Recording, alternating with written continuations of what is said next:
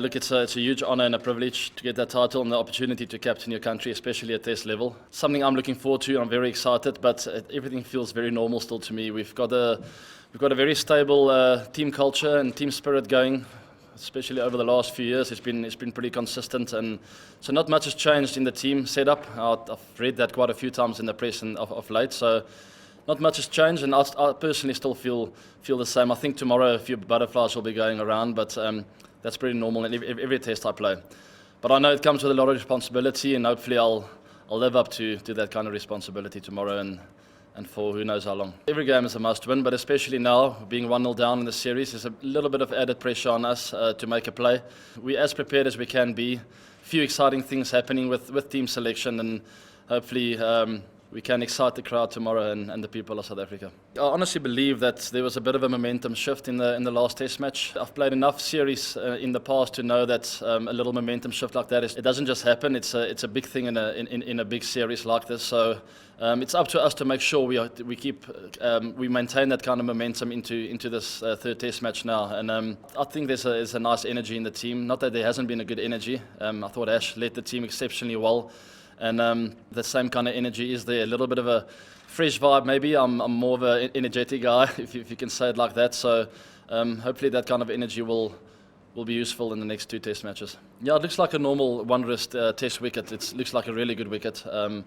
Maybe a touch drier than normal because we haven't had a lot of rain in the past few months. But there's always a very good contest between bat and ball at this ground, and that excites me.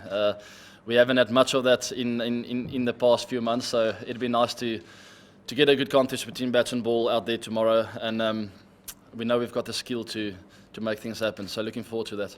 Yeah, the nice thing for us, and I think England will also be happy about that, is we both have part-time spinners in our teams, guys that can do a job if we don't go for the specialist spinner, but it's still an option. We'll see how we go about that. In the past, obviously the seamers have done a little bit better, but you always can make use of a spinner to hold the game a little bit, no matter how flat and good the wicket is and how much it suits seam bowling. You can always make use of a spin bowler. But luckily we do have a couple of part-time options, guys that have done a job in India and off late, so hopefully we can make use of that in the next test match. There has been a few rumours floating around, and in most rumours there's always a little bit of truth.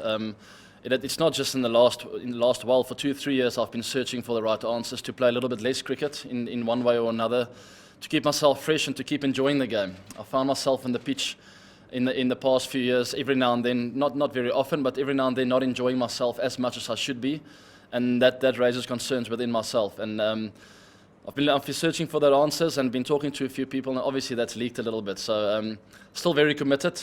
To the job, I'm not sure. Obviously, the 2 test matches for now is all I'm focusing on, and there's a nice big break of 6 months before we play test cricket again. So lots of things can happen before then. I don't want to commit myself too much to everything before that.